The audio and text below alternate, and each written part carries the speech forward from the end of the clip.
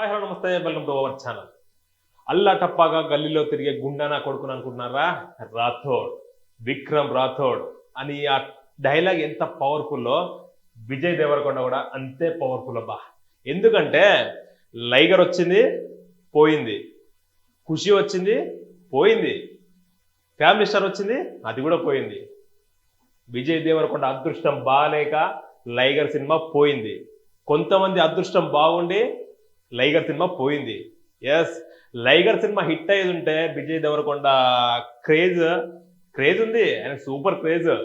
ఆ క్రేజ్ లైగర్ సినిమా అనేది ఒక్కటి హిట్ పడితే అది హిట్ కాదుగా. సినిమా రిలీజ్ అయ్యేంత వరకు ప్రపంచవ్యాప్తంగా పుష్ప సినిమా కోసం ఏ విధంగా వెయిట్ చేశారో లైగర్ సినిమా గురించి అదే విధంగా వెయిట్ చేశారు. అట్లాంటి క్రేజ్ ఉన్న హీరోకి ఆ సినిమా పోయింది. పోయిన తర్వాత 2-3 సినిమాలు వచ్చినా కూడా, సినిమాలు బాగున్నా కూడా అతని క్యారెక్టరేషన్ బాగుంటది, యాక్టింగ్ బాగుంటది. కానీ సినిమాలో సత్తా లేకుండా కొన్ని సినిమాలు తీసాడు, అవి పోయినాయి.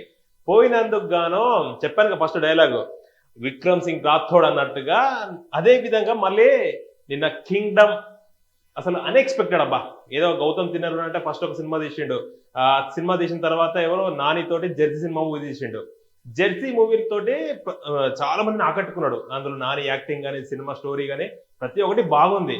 ఆ గౌతమ్ తిన్ననూరితో సినిమా విజయ్ దేవరకొండ సినిమా అన్నప్పుడు ఆ మామూలుగా ఏంది విజయ్ దేవరకొండ అంటే కొంచెం క్లాస్ ఉంటాడు, మంచి మంచి యాక్టింగ్, సూపర్ యాక్టింగ్ చేస్తాడు. కొంచెం మన పక్కింటి అబ్బాయి లాగా, ఏదో హైదరాబాద్ పుట్టి పెరిగిన పిల్లలాగా కొంచెం అట్లే ఉంటాడు.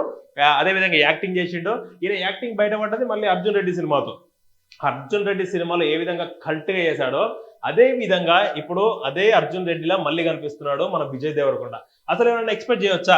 ఎంత క్యూట్ గా అసలు ఏం సినిమా, మన రష్మికతో తీసిన సినిమా గీతా గోవిందం కానీ, మేడం మేడం అనుకుంటా, అట్లాంటి వ్యక్తి, అట్లాంటి యాక్టింగ్ చేసే వ్యక్తి ఇంత కల్ట్ గా ఇంత మాస్ లుక్ లో చూడడం అంటే అసలు మామూలు విషయం కాదు.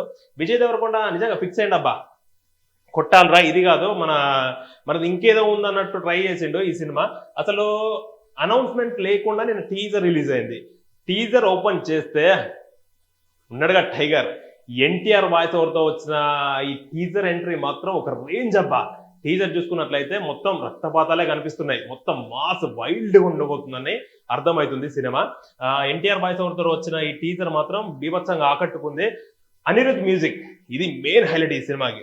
అనిరుద్ మ్యూజిక్ అంటే అనిరుద్ ఇప్పుడు రజనీ వాళ్ళకి, పెద్ద పెద్ద వాళ్ళకి, మనకు ఎన్టీఆర్కి వీళ్ళకు కొట్టుకున్నాడు.